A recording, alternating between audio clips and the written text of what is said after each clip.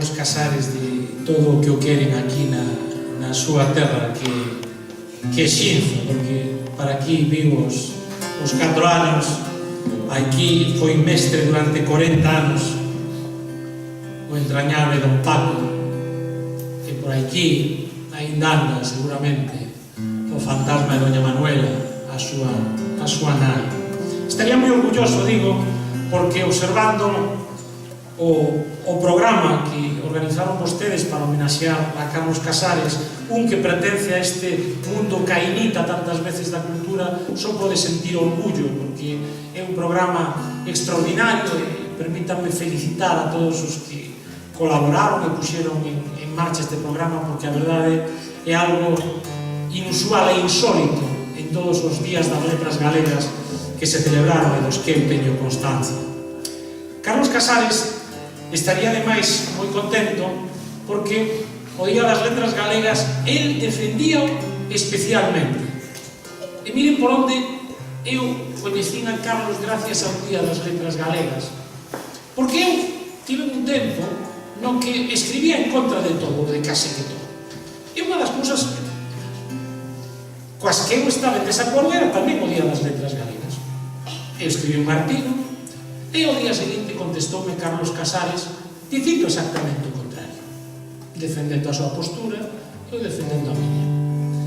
O día seguinte chamoume por teléfono e invitoume a comer.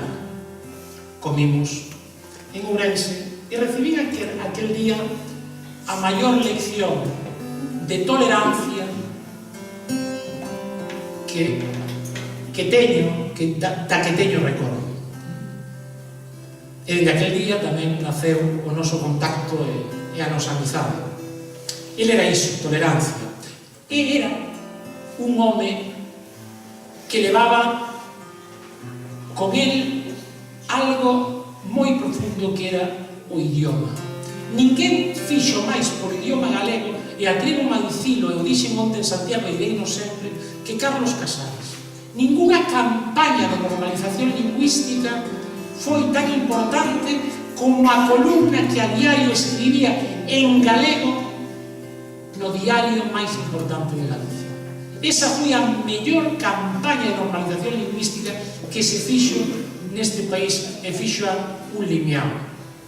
E tamén a primeira campaña dos principios dos 80 que promoveu a Xunta de Galicia, estaba Carlos Casares pilotando esa campaña. Lembran vostedes unha nai, o seu fillo, e debaixo, con orgullo, en letras mayúsculas, fálalles galego.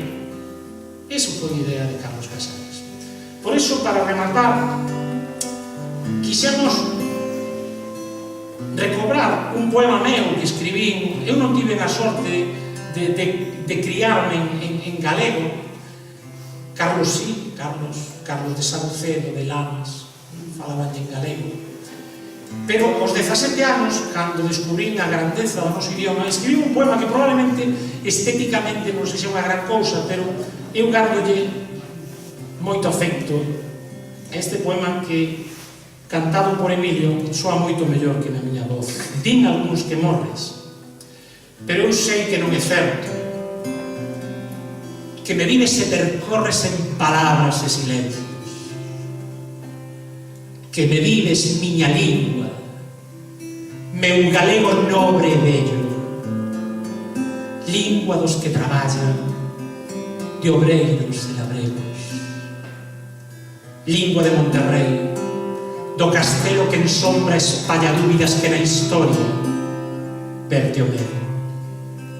Lingua, miña lingua, lingua miña que te quero, libre e alta no mundo, alta e libre no tempo.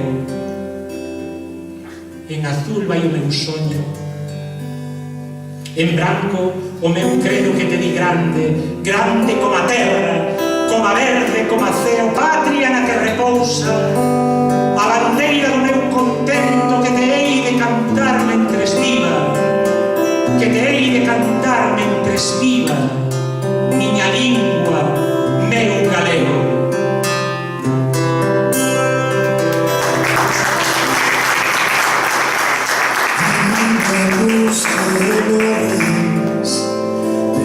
sei que non é certo, que me vives e percorres en palabras e silencios, que me vives miña lingua, meu galego nobre bello, lingua dos que traballan, dos obreiros e labregos, lingua de Monterrey, do castelo que en sombra espalla dúbidas que na historia verte o medo.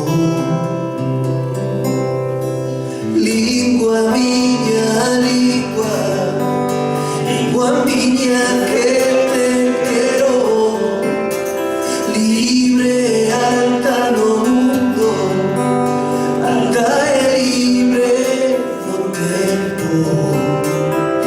Lingua miña, lingua, lingua miña que te quero, libre e alta no mundo, alta e libre no tempo.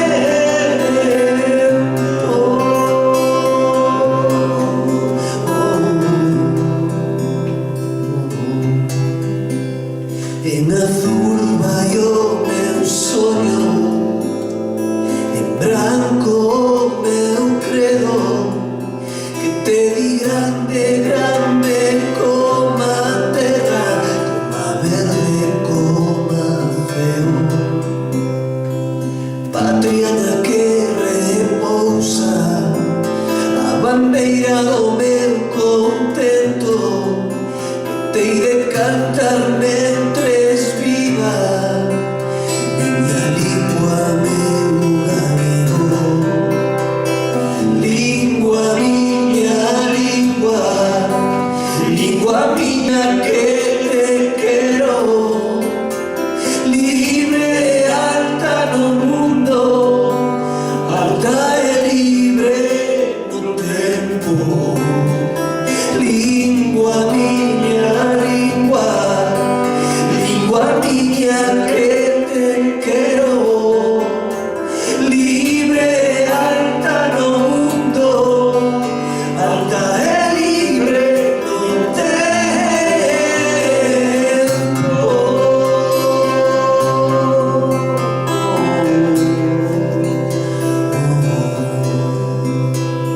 Din algúns que morres, pero eu sei que non é certo.